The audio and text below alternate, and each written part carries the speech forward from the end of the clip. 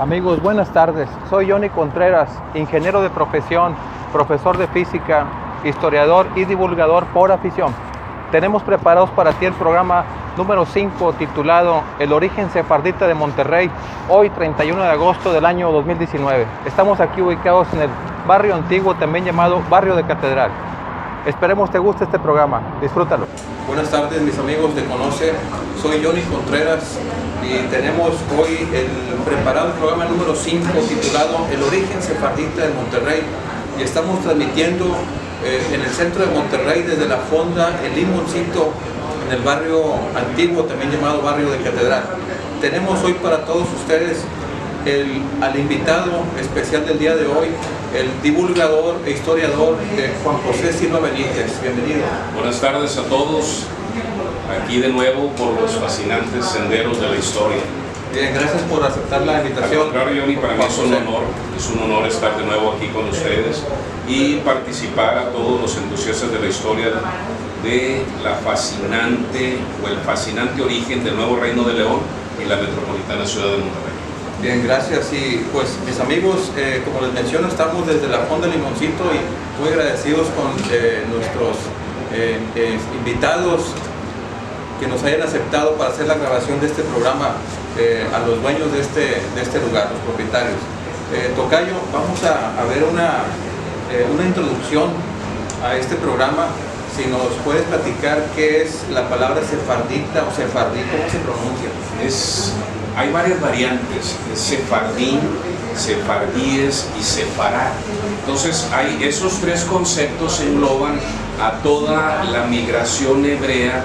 Hay dos migraciones que van hacia el oeste a lo largo del antiguo Mare Nostrum, el antiguo nombre romano del mar Mediterráneo. En el año 586 a.C., proveniente del este, llegó uno de los grandes conquistadores, uno de los grandes estadistas. La historia lo recuerda como Nabucodonosor II, rey de Babilonia. Va moviéndose en un movimiento expansionista hacia el oeste para conquistar lo que se le conoce como la luna creciente o la Mesopotamia, la antigua Mesopotamia. Entonces, para el año 585-86 ya se veía, ya se presagiaba, los viejos profetas ya habían hablado de que iba a ser la destrucción del templo, la segunda destrucción. Hubo tres destrucciones. En este caso, la segunda destrucción ocurre en el año 586 por un matrimonio dinástico del rey Salomón que le pide la mano a uno de los reyes fenicios de Tiro. Fenicia, recordemos que estaba sentada en la actual República del Líbano, y eran cuatro ciudades que dieron lugar a una de las grandes civilizaciones, Fenicia. Entonces, en el caso que nos atañe, las clases altas de Jerusalén le piden ayuda al rey de Tiro y le fletan o le rentan galeras y trirremes. ¿Cuál era la idea? La idea era no caer prisioneros, no caer cautivos de este conquistador de nombre Nabucodonosor, y la idea era buscar una nueva tierra de promisión donde pudieran vivir una vida tranquila y también poder adorar a Yahvé. Llegan, hacen un largo periplo, hacen una larga travesía por mar. Dicen las crónicas, tardan muchos días en alta mar y llegaron a la parte sur de la península ibérica. Ya en la época en el Antiguo Testamento menciona una colonia fenicia de Tartesos. Dicen las crónicas que tan pronto desembarcan, hacen preces al Señor, y lo primero que ven son liebres. Entonces, liebre en hebreo se dice sefarad, y por antonomasia o por costumbre, la tierra de las liebres se le conoce como Sefarad. Sefarad es el nombre hebreo de España. Juan José, qué interesante lo que nos amplías en este término sefarad. Hay quienes pronuncian sefardí, sefardíes, sefardita, liebre. Es correcto. Entonces, el nombre poético histórico de España para los hebreos son Sefarad. Y los habitantes de Sefarad, tierra de liebres, de conejos, es los sefardís, los sefardí. Aquí hay que hacer una pequeña corrección, Juan Gabriel, porque también después de la tercera destrucción del templo, que ocurre en el año 77 después de Cristo por las legiones del emperador Tito Vespasiano, hay una corriente, hay un éxodo que atraviesa el antiguo el mar de Marmara, lo que viene siendo Constantinopla, Bizancio y Estambul en la actualidad, y llega y se asienta en el este de Europa. y ahí a ellos se les conoce como las Askenazim. Y para diferenciarlos de los sefardíes son los hebreos que se establecen desde las centurias anteriores a Cristo, se asientan en el sur de la península ibérica. Y no nada más de España pasan a Portugal y de ahí se mueven hacia el norte, según las persecuciones que sufrieron. Muy bien, interesante, Juan José, lo que nos comentas. El público que nos sigue en la página, conoce de Facebook, canal de YouTube, conoce el programa, ha estado esperando este programa para enriquecer lo que es el origen sefardita de Monterrey. Es fascinante. Tocayo, entramos en materia después de esta introducción que nos da del significado de la palabra, con una pregunta inicial. Los primeros pobladores que llegaron a la Nueva España, que trajeron el origen sefardí. Hay un año crítico en la historia de la humanidad, en la historia de América, en la historia de la Nueva España y por ende en la historia del noreste. Si en noreste comprendemos Coahuila, Nuevo León, Tamaulipas y Texas. ¿Cuál es ese año crítico? 30 de enero de 1492, los reyes católicos Isabel y Fernando logran dar cima a una reconquista de 700 años de los reinos moros, en este caso de Andalucía. Se rinde la última plaza, que era Córdoba, era Gibraltar, Tetuán, Ceuta, Melilla, se rinden, y esa es la primera fecha. La segunda fecha, que tiene mucho que ver con la fundación de la Metropolitana Monterrey y del nuevo Reino de León, es el 30 de mayo de 1492. Se expide un decreto real firmado por sus majestades, donde dice textualmente que todos los habitantes moros y judíos de los reinos de España tienen un año calendario para hacer la conversión al cristianismo. Si durante ese año tú te convertías, se iba a respetar tu ciudadanía, tu persona y tus bienes.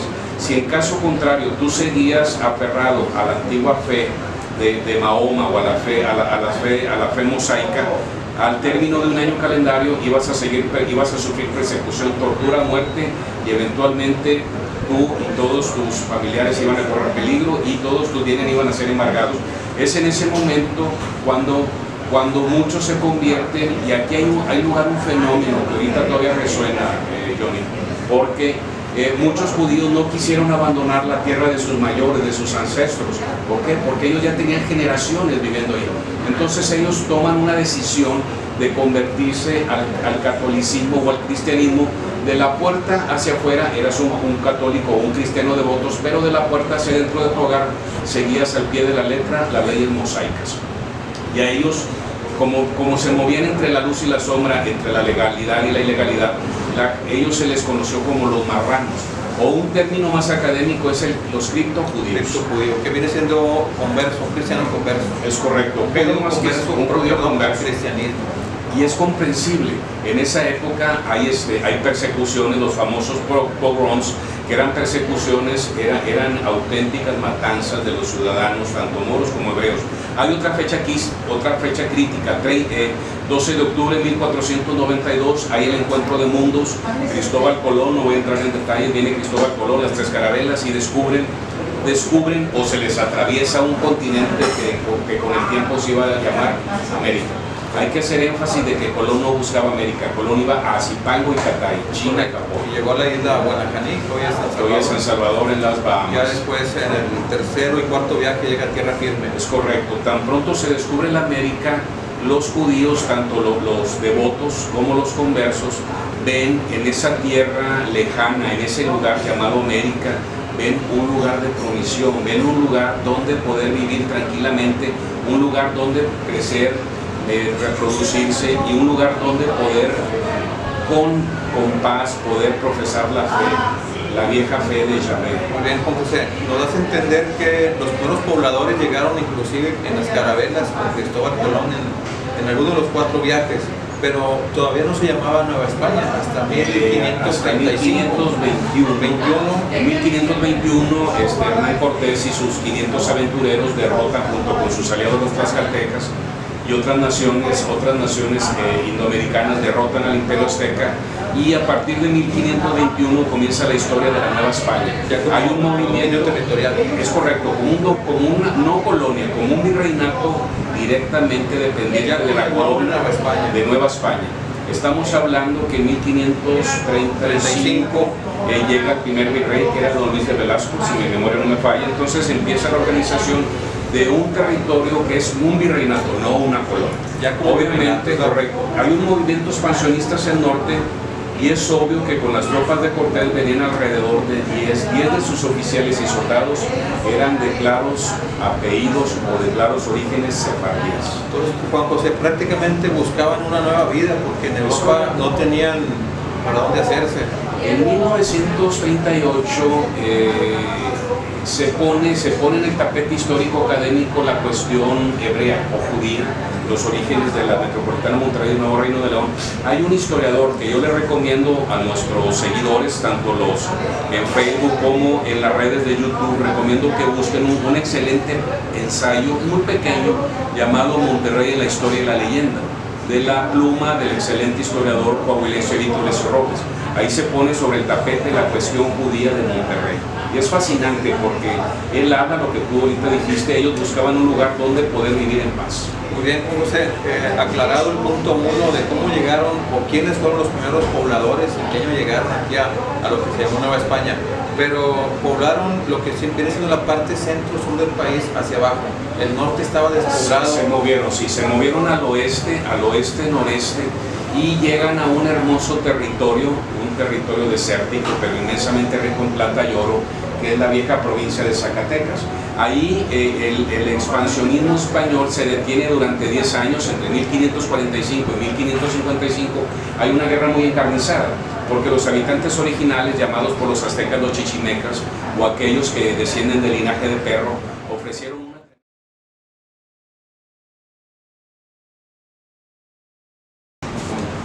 Volvemos, amigos de Conoce.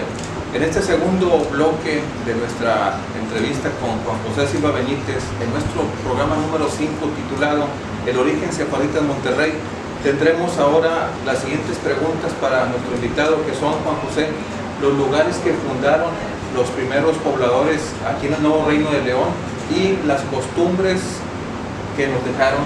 En 1555, Johnny, después de que se hace la guerra, o más bien de que se firma la paz después de la guerra de los Cascanes, que detiene el avance español hacia el noreste, a partir de 1555, tanto los exploradores, los avanzados, los aventureros de origen sefardí, judeo, español y portugués, llegan a un lugar, a una pequeña ciudad que actualmente tiene 800 habitantes, más que sin embargo su importancia histórica es titánica.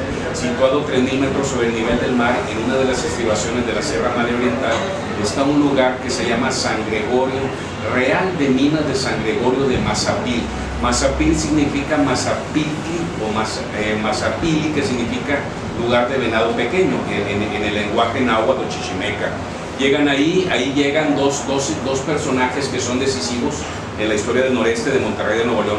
Uno es don Alberto do Canto y Vieira, que es un judeo portugués adelantado, capitán de los ejércitos de su majestad, y otro ciudadano que es del sur de España, que llevó el nombre, un rico minero, enriquecido con la plata y oro de Zacatecas, don Diego de Montemayor. Ellos en el verano de 1577 hacen un movimiento hacia el noreste y llegan a un hermoso y ameno valle regado por 77 manantiales, y ahí un 25 de julio, al pie de un pequeño ojo de agua en una loma, donde hay un manantial y que cae entre dos peñas y hace un saltillo, fundan la villa de Santiago del Saltillo. Otra ciudad que fundan, pero ese movimiento lo hace por el este un personaje llamado don Luis Carvajal de la Cueva. Ese personaje entra en la historia del noreste porque el 30 de mayo de 1579 firma un contrato o una capitulación. Por el lado de la corona española lo signa o lo firma Felipe II, y por el lado del representante de los sefardíes es don Luis Carvajal de la Cueva.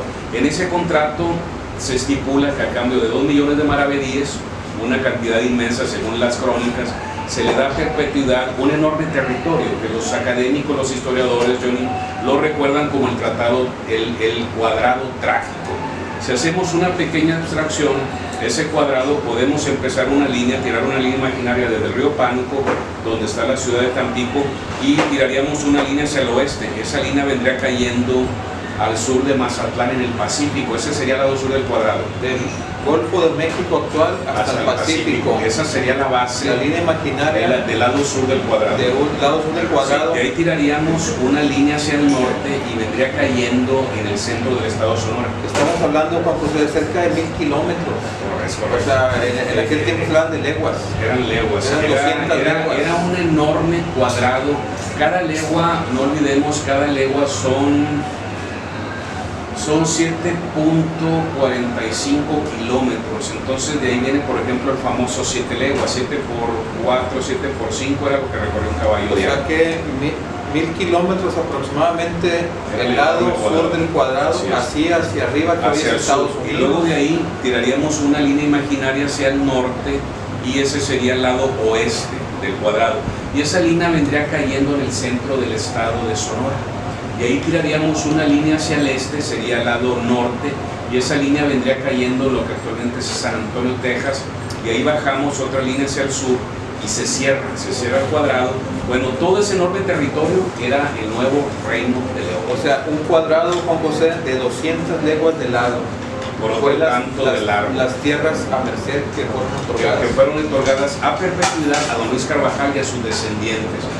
Obviamente se corre la voz de que va a haber, de que hay un nuevo territorio, se piden voluntarios. Ya me imagino, no había comunicaciones, todo era de boca en boca. Entonces don Luis Carvajal corre la voz de que se necesitan 200 aventureros, 200 hombres, mujeres. Obviamente se les dio preferencia a los sefardíes. Entonces se hace un reclutamiento o se hace una selección muy rigurosa. Algunos hombres eran casados, otros eran solteros, y se forma una expedición en regla. Se compran aperos de labranza, se compran semillas, se compra ganado vacuno, se traen cítricos, se traen árboles frutales y cosas extraordinarias. ¿Sabes cómo se llamaba la galera la carabela? No es una carabela, comercialmente hablando era una nave de carga, era muy ancha y profunda y se le conocía como una urca. Y esa urca, ¿sabes qué nombre llevaba? Santa Catalina. Que con el tiempo se corrompería y sería Santa Catalina. Por la R. Entonces, llevamos las ciudades que nos mencionas: Mazapil, Saltillo, posteriormente la ciudad de Monterrey. Pero ese movimiento que llega a mediados del invierno de 1582, hay un desembarco. En ese entonces el único puerto habilitado para la entrada de mercaderías y de pasajeros era el puerto de la villa de la Veracruz, la Santa Villa de la Veracruz. Pero hay un movimiento, por cierto algunos dicen que ilegal, y don Luis Carvajal y sus 200 aventureros desembarcan en la Rada de Pánuco, en Tampico, hacen la primera fundación, y en la primavera de 1583 hacen un movimiento hacia el noroeste, y ese movimiento desemboca en la primera población, si tú quieres, enteramente sefardí, que tenemos constancia, tenemos la papelería, tenemos todo en expedientes y en archivos, y esa villa es fundada un 22 de abril de 1583 y se le denominó la Villa de San Gregorio de Cerralbo, al pie de un hermoso manantial que todavía nuestros seguidores pueden ir a ver. Es el famoso Parque El Sabinal, el parque nacional más pequeño de la República Mexicana y que ahorita es hermoso, poblado por centenarios árboles sabinos. Bueno, ese mismo lugar donde hay ojos de agua cristalina, pastos sin fin y árboles maderables, se funda la primera población totalmente y comprobablemente histórica de raíces hebreas, se le llama San Gregorio de Cerralbo. Muy bien, Juan José, nos marcan que vayamos a otro corte, volvemos porque está pendiente la pregunta sobre las costumbres y tradiciones que nos dejaron estos primeros pobladores en las ciudades que fueron fundadas. Por supuesto que sí. Volvemos, amigos.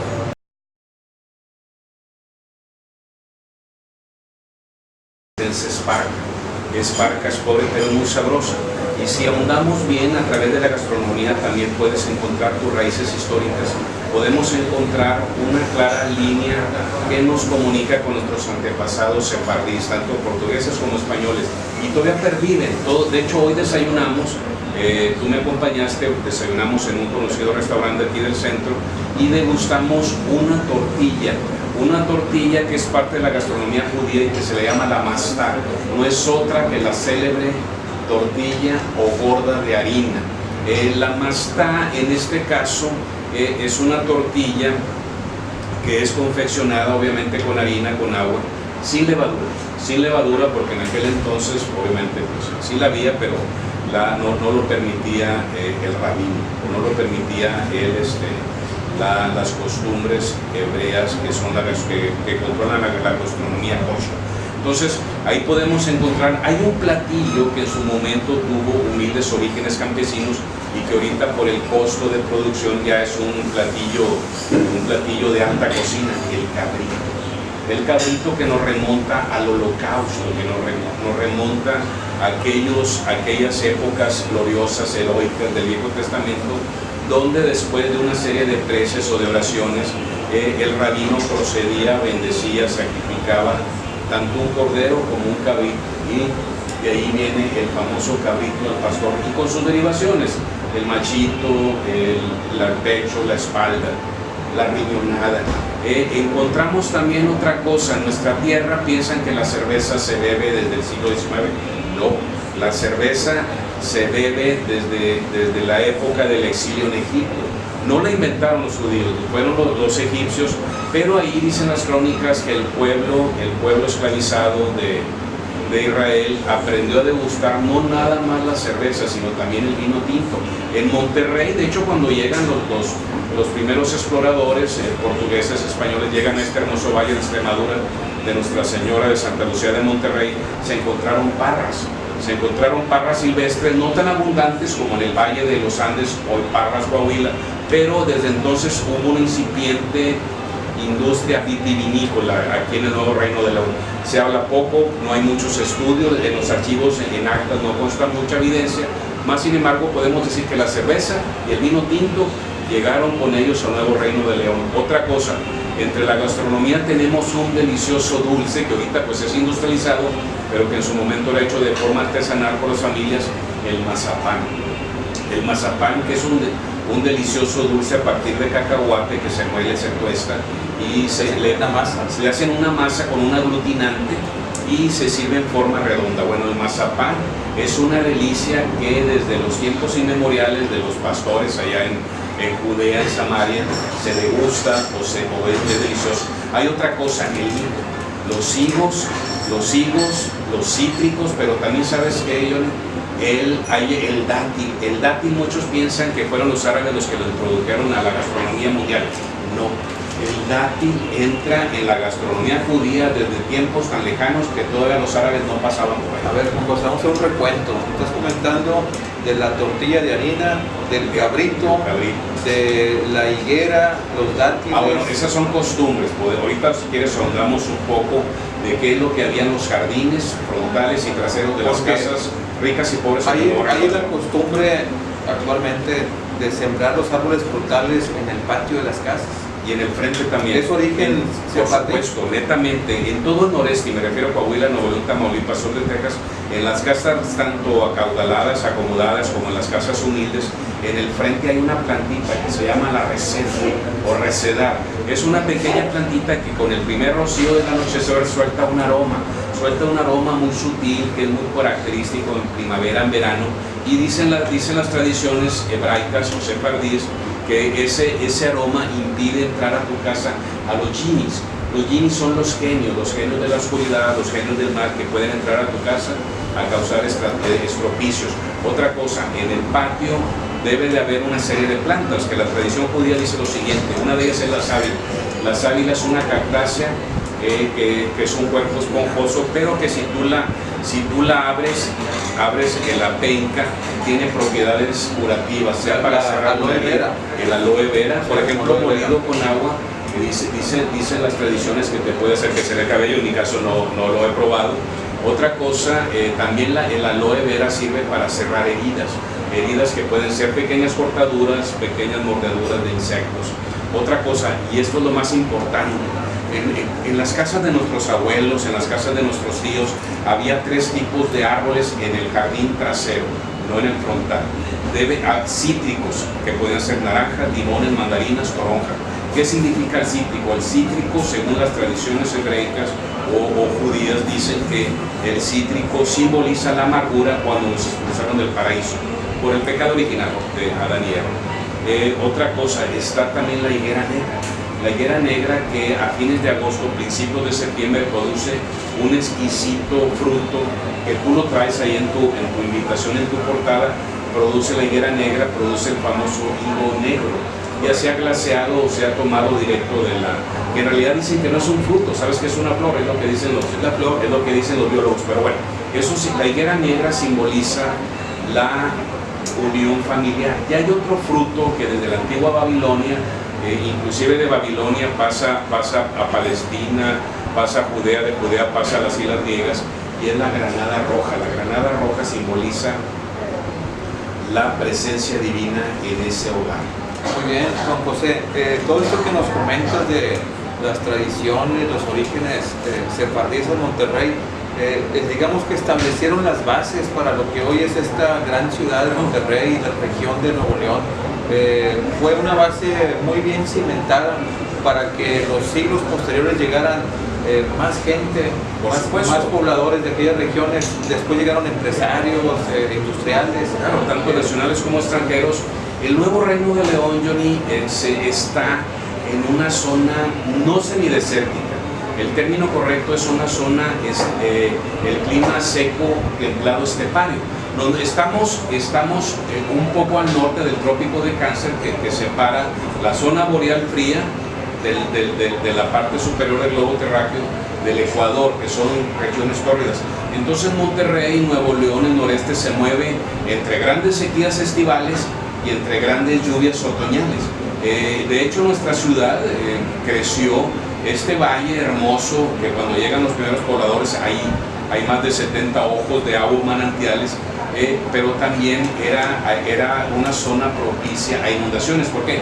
Porque por el norte tenemos un pequeño río, que su importancia histórica es gigantesca, que es el río Santa Lucía por el norte, y por el sur tenemos, la ciudad está sentada entre un recodo o una curva del río Santa Catarina. Ya con R.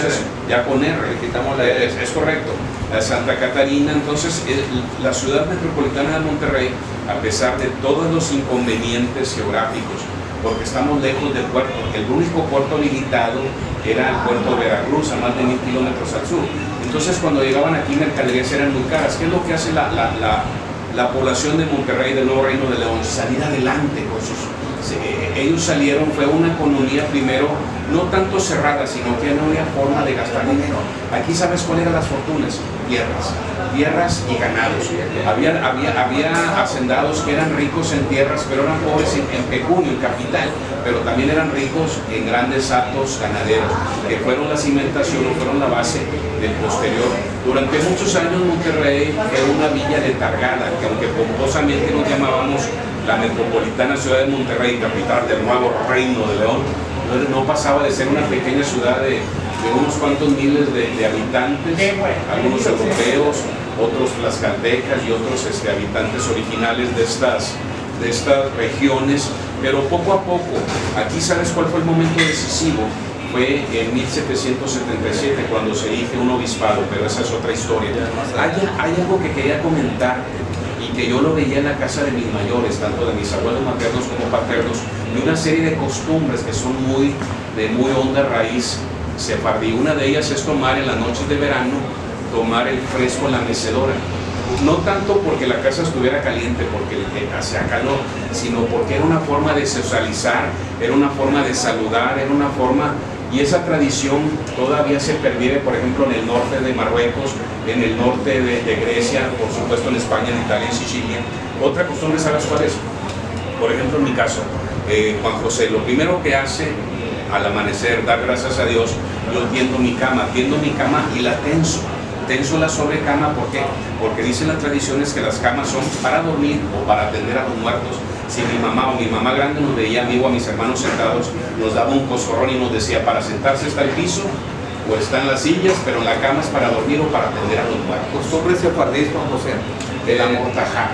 interesante lo que nos comentas. Vamos a una pausa para terminar con el siguiente bloque en este programa de Origen Sefardita de Monterrey. En el último bloque, amigos de Conoce, nos explicará nuestro invitado Juan José Silva Benítez sobre los apellidos que nos dejó estos pobladores, las costumbres que todavía hoy en año 2019 todavía se utilizan en esta gran ciudad, Monterrey, y en general en Nuevo León. Por supuesto, en aquí seguimos. Volvemos.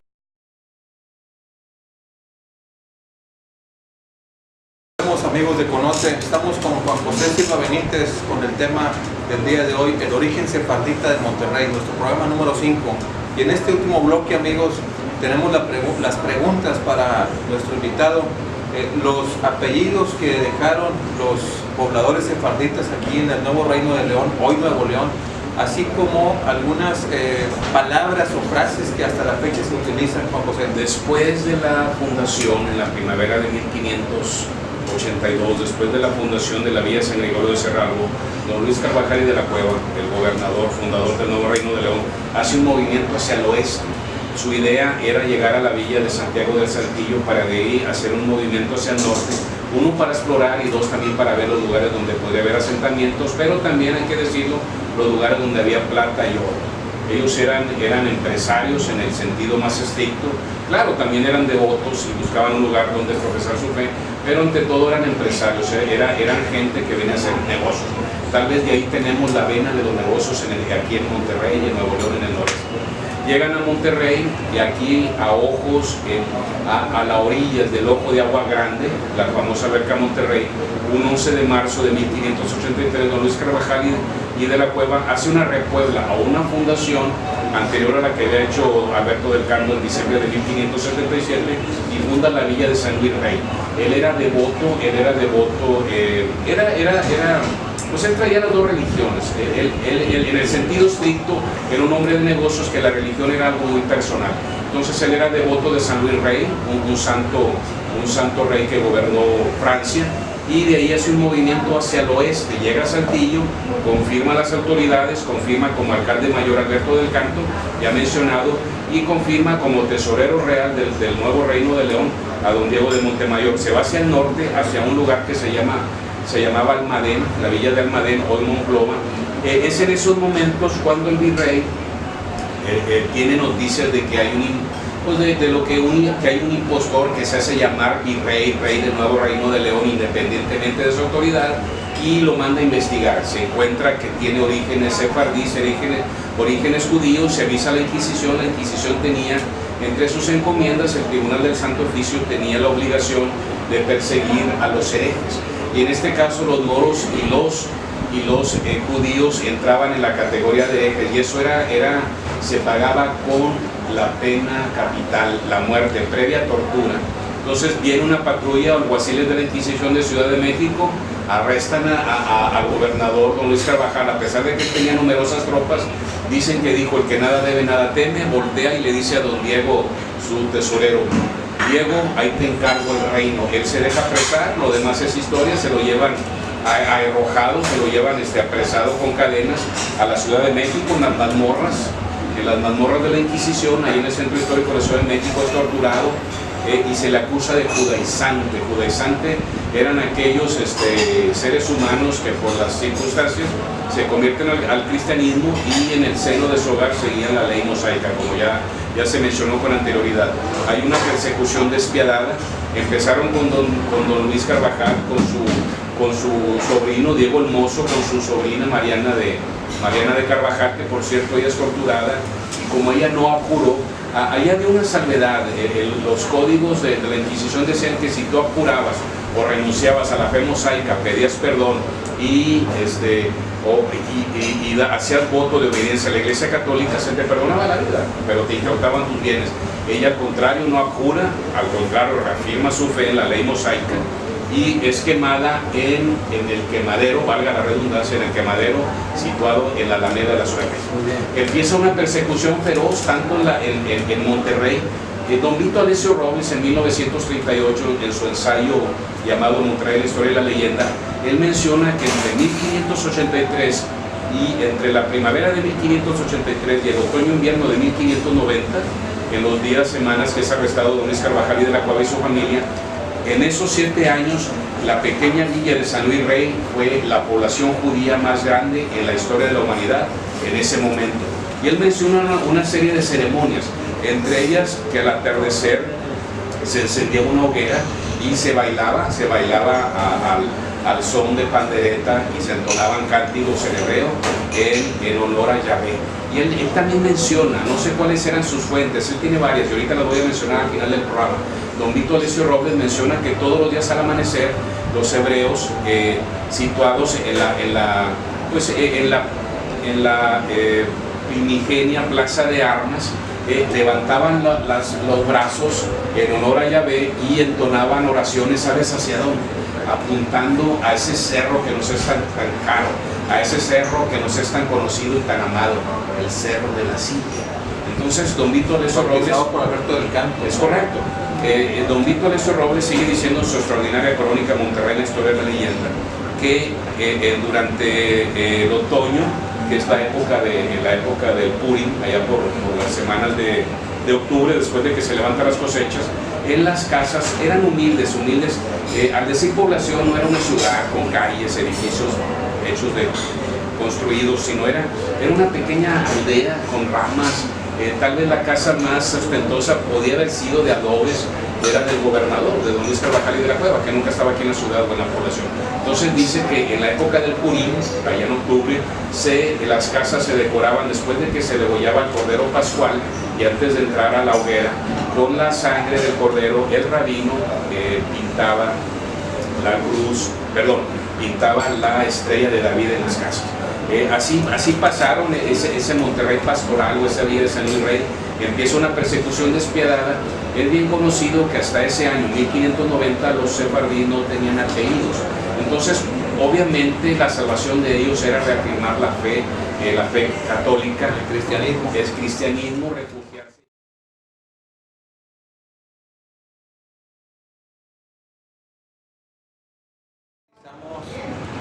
Los apellidos más comunes de aquí de la región resultó Martínez, hijo de Martín. La gente pensaba que era Garza, Treviño. Bueno, son también viene, digamos, comunes aquí, pero el más común aquí en la región es Martínez, hijo de Martín. Es correcto. Rodríguez, hijo de Gonzalo. Rodríguez, hijo de Rodrigo. Y en mi caso yo soy Silva. Mi apellido original era da Silva, judeo-portugués, y Silva significa en latín silvio, selva, bosque. Entonces, y por parte materna también mi apellido es Benítez, que es un apellido judío que venía de los reinos de Hamburgo, las ciudades hanseáticas en el norte de Alemania. Entonces empezaron con aves, y ahí se entremezcla la realidad con la leyenda. Y por ejemplo empezaron con aves, gaviota, palomo, palomares, águila, aguilera. Igual con la flora, empezaron con naranjo, limón, limonero, limonal, ¿qué otro? Garza, empezaron con aves garza, y un sinfín de apellidos. Los apellidos Rodríguez, Martínez son patronímicos, eran derivados del patrón, derivados de los descendientes, el pater. Después, en el programa 4 vimos otra investigación sobre los apellidos, digamos, de la toponimia. Es correcto. Navarra, Saucedo, o sea, son ciudades de España, que trajeron aquí los pobladores también, pero ya de parte del cristianismo, no tanto los sefardíes. Es correcto. Pero ellos en el caso de Navarro, de don Juan de Navarro, uno de los fundadores originales de la Villa de Santiago del Saltillo y de la Villa de San Luis Rey. Navarro es aquel habitante de la Navarra, allá en los reinos del norte de España, específicamente en los países vascongados o en los países vascos. Por ejemplo, aquí nuestro anfitrión, don Juan Pablo Lara también es un patronímico originado en los reinos de Navarra. Entonces, no nada más, acuérdate que llegaron sefardíes con la primera generación que venía con don Luis Carvajal y de la Cueva y 200 hombres y mujeres en la única Santa Catalina, sino a lo largo del siglo XVII y hasta bien entrado el siglo XVIII llegaron, pero ya llegaron con apellidos y con una fe cristiana muy profunda.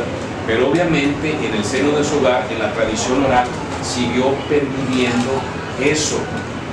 Y al decir tradición oral me viene a la mente, que no lo hemos mencionado, Johnny, es que, por ejemplo, todavía aquí hasta bien entrado el siglo XVII, XVIII y todavía en el siglo XXI hay resonancias de un dialecto que se le llama el ladino.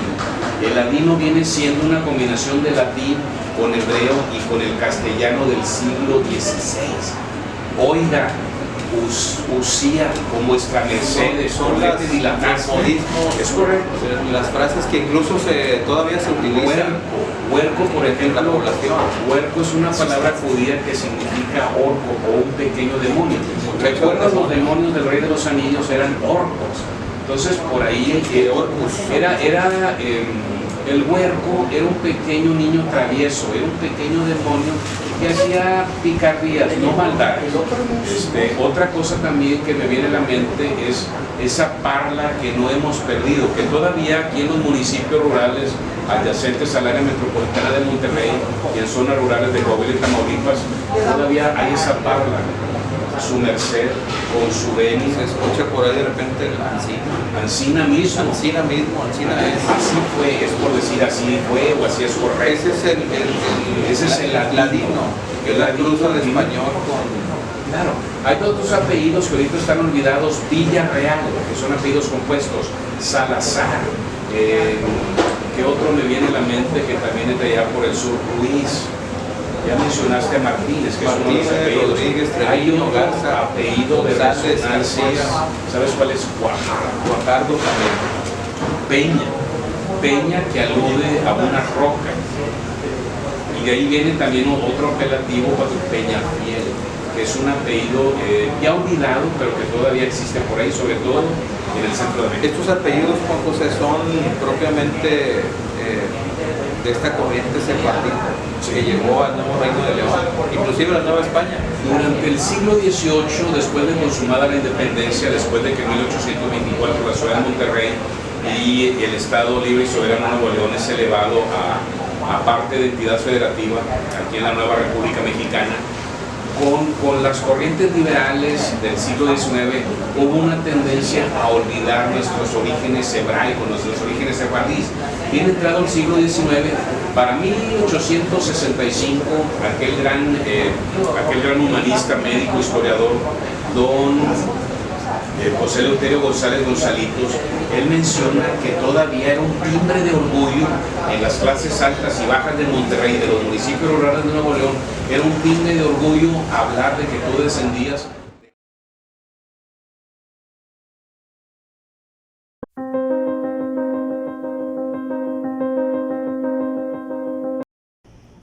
Hola, me llamo Liliana Salazar. Verónica Cerda, y hoy vamos a realizar unas pequeñas entrevistas. Acompáñenos. Nos encontramos aquí con Catalina Jaramillo. Muy bien, y usted nos podría comentar, por favor, ¿sabe usted de dónde proviene la tortilla de harina? Pues yo creo que de los mayas, porque después del maíz, ellos me imagino que utilizaron la harina para simular la de la tortilla de maíz. De maíz, ok. ¿Y sabe por qué es muy popular aquí en Monterrey el cabrito? No sabría, lo he comido, sabe muy rico, pero me imagino que es porque como esta parte es ganadera, entonces probaron con el cabrito para mí. Uh-huh. Ok, bueno, muchas gracias. Con mucho gusto. Gracias. Hola, me encuentro aquí con Jennifer y Raimundo. el día de hoy les vamos a hacer una pequeña entrevista. Para ustedes, ¿de dónde creen que proviene la tortilla de harina? pues de los aztecas. Ok. ¿Y por qué creen que es tan popular aquí en Monterrey el cabrito? Pues por la carne asada, porque nos gusta asar todo, hasta las hamburguesas. Gracias. Hola, nos encontramos con... Elio Tamés. Y nos podrías contestar, por favor, ¿sabes de dónde proviene la tortilla de harina? Era un alimento de los aztecas, así clásico, no sé. Ok, ¿y sabes por qué es muy popular el cabrito aquí en Monterrey? Solo sé que dicen que es de Monterrey, pero que originalmente era de San Luis Potosí, algo así. Y que lo trajeron para acá. Ajá. Ah, ok. Muy bien, gracias.